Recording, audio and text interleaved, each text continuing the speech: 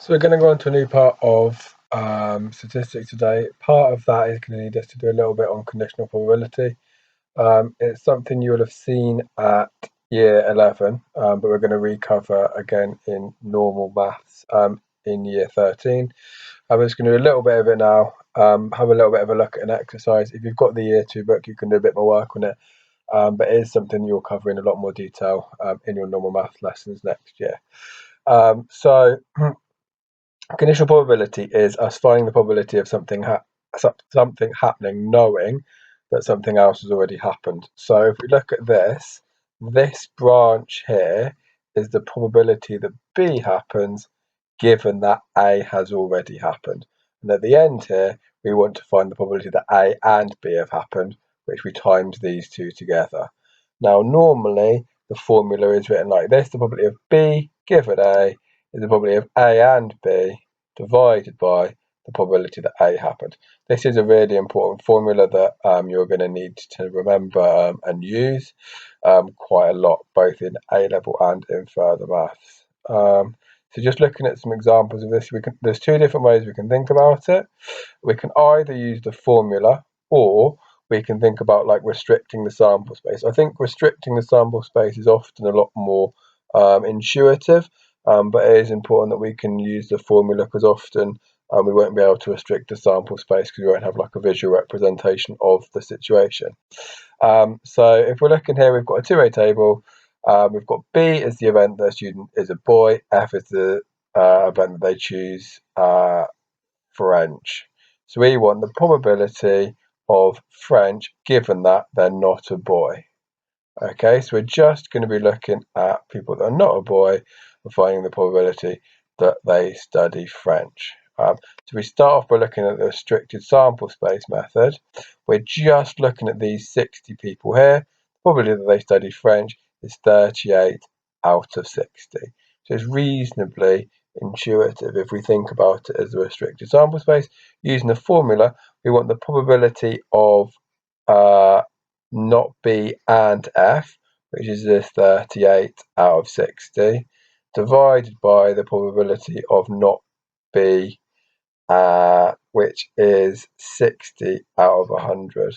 Okay, so we've got these here, and we end up with 38 out of 60 again. Okay, so using the formula, we've got 38 out of 100 on the top, 60 out of 100 on the bottom. These two, the denominators here on both of these fractions will be the same, and then when you divide by the fraction and flip and times, they will cancel out. Again, we can do the same thing with Venn diagrams. If we start off with restricted sample space, we have got A given B. So we're just looking at the numbers that are within the circle of B. So we've got 2 out of 6 in total, which gives us a third. Using the formula, we're going to probably have A and B, which is going to be 2 out of 15, divided by the probability of B, which is 6 out of 15. So we get 2 out of 15, 6 out of 15, which is a third. What I'd like you to do quickly is have a go at these 3 questions here. So just pause the video. When you're ready to start again, press play and I'll show you the answers. So just pause the video now. Okay, so hopefully you've had a go at those questions. Just put the answers up here for you. Spend a little bit of time looking at where they've come from. Hopefully you've got the correct answers. Okay, so what I would like you to do now is have a look at these questions. It doesn't look particularly clear there. I've attached them on Show My Homework, so you can have a go at working through those. I've put the solutions on there as well. If you've already ordered and got your Year 2 book for normal applied, it's exercise 2B, so you can just go to that. I think it's page 23 and 24. So you can just have a look at those questions and spend as long as you need to just working through those. And then we'll make a start on our chapter 8 now of further stats 1. Okay, so we're going to look at chapter 8 now. So we are jumping around a little bit, but this is quite an important chapter for us to look at. I mean, it takes us back to looking at hypothesis testing. So it's quite a natural follow-on from what we were doing last week. So when we've got a hypothesis test, there's 4 different things that could happen. We've got at the top here what is actually true. So the hypothesis could actually be true. It could actually be false. And then we've got down the bottom here, we've got whether or not our test says we accept H0 or we reject H0 and accept H1. Now, if we get H0 and H0, that's what we want to happen. So we've got what we call a true negative. If we reject H0, and we should have rejected H0, we've got what we call a true positive. Now, these type 1 and type 2 errors are what we're going to be looking at throughout this chapter, and they're both important and they're useful in their own different ways. So type 1 is a false positive. So if we're thinking about around the outside, we've got the example of a doctor. So a false positive is where we incorrectly say that somebody has got a disease. A type 2 error is a false negative, and this is where we incorrectly say that someone hasn't got the disease. So in terms of like quite relevant at the moment with a lot of the coronavirus testing, there will be some element of type 1 and type 2 errors, and they will have to make decisions when they're creating the tests and they're doing like testing of the tests, whether or not the type 1 and type 2 errors are within acceptable limits. So sort of if we're thinking about, say for example with coronavirus, you'd be wanting to have your type 2 errors as small as possible, and if you had some type 1 errors, that might not be quite as bad because then people would be self-isolating when they didn't need to. That's better than the other way around, where people are not self-isolating when they should. So if we have a look at this example here of this in a bit of action, we've got a 3-sided spinner. He gets a point if it lands on win. He spins it 10 times and gets 7 points. His friend thinks he might have cheated. So either we set up a hypothesis, P equals a third is no cheating, it's greater than a third means we've cheated. So we can calculate, do lots of different things. We're calculating the 10% significance level. What's really that the number of points we get is greater than or equal to 6, we get 0.0766. So since 6 is in the critical region, we're going to say that he's cheated. Now, they've rejected H0 and concluded that he's cheated, but there's a small chance, 7.66%, that he was wrong, and that we were just lucky in this case. So to incorrectly reject H0, here is our type 1 error.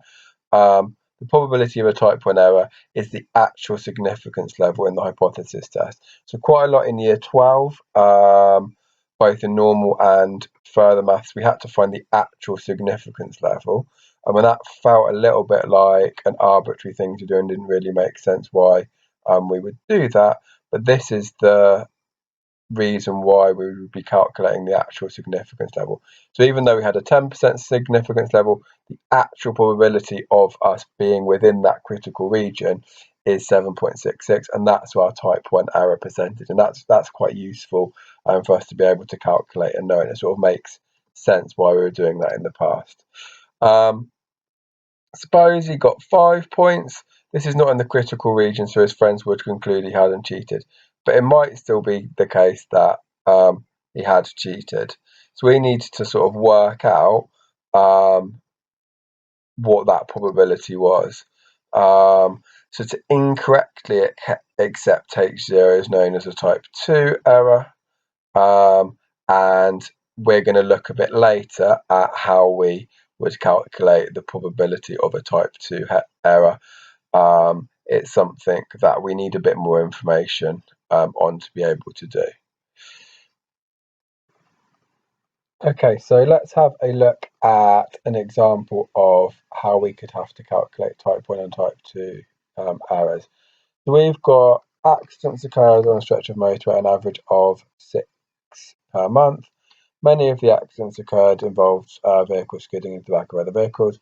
By the way of a trial, a new ride surface is said to reduce the risk of vehicle skidding. During the first month of operation, 4 accidents occurred. So it's asking us to do a hypothesis test to start off with. And as we go further sort of through normal maths and A-level maths, And we've got a lot of different distributions now that we can think about having to use. The first thing to do is to look at this and say, what distribution is it that I'm going to need to use to be able to answer this question? So we're looking at an average rate of something happening per a particular time frame. So that to me is suggesting that we're going to do Poisson distribution. So this then is just a straightforward hypothesis test using Poisson. So I'm just going to show you the answer here. One thing just to note is that the way we've written this is normally at this point here you'd write p is less than or equal to 4. However, we're using this conditional probability given that lambda is equal to 6. And the reason why we have to get into the habit of doing that is because if we look at part C, it's going to be giving us a different value of lambda. So here we're assuming that we're using this distribution, so we just need to put given that lambda equals 6, what we've calculated. So we get the probability of that happening is 28%. So 28% is greater than, there should be 0.05 here. There's a slight mistake on this slide. So do not reject H0. So we now want to calculate the probability of type 1 error. So a type 1 error is the probability of us making a mistake and incorrectly rejecting the H0. So we're incorrectly saying that lambda is not equal to 0. So what we're looking for is the probability that when lambda is 6, we get something within the critical region. So we need to work out what the critical region is, so work out where the 5%, where the first one takes over 5%, then work out the actual significance level. So we can do that using tables, where we can see that our critical region is x is less than or equal to 1, and that gives us a probability of 0.0174. So the probability of a type 1 error is going to be this. Now, a type 2 error is the probability of us being not within the critical region, given that our lambda is this. So our critical region is x is less than or equal to 1. So we're going to be looking for the probability that x is greater than or equal to 2, given that our lambda is now 3.5. So we want probably that x is greater than or equal to 2, given that lambda equals 3.5. We then do our calculation using our Poisson distribution, and you can see here the probability of a type 2 error is actually really high. So it's 86%. And we'll look a little bit later at some things that we can do to minimize our type 1 and type 2 errors, but they're actually really quite closely linked. So if you have if you have a really small type 1 error, it often means that your type 2 error is going to be quite large, and equally the other way around. So when you're creating experiments and doing trials and things, often it's something you have to consider which one is more important to have small, and then accepting that the other one's going to be quite large. Okay, so move on to this exercise. Now, there are a couple more examples in the textbook if you feel like you want to read it through a little bit more, particularly looking at ones where we've got a two-tailed test.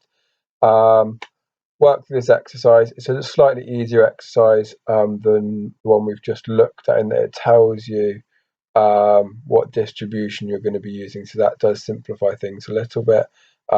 It's mainly just a mixture of binomial, Poisson and geometric.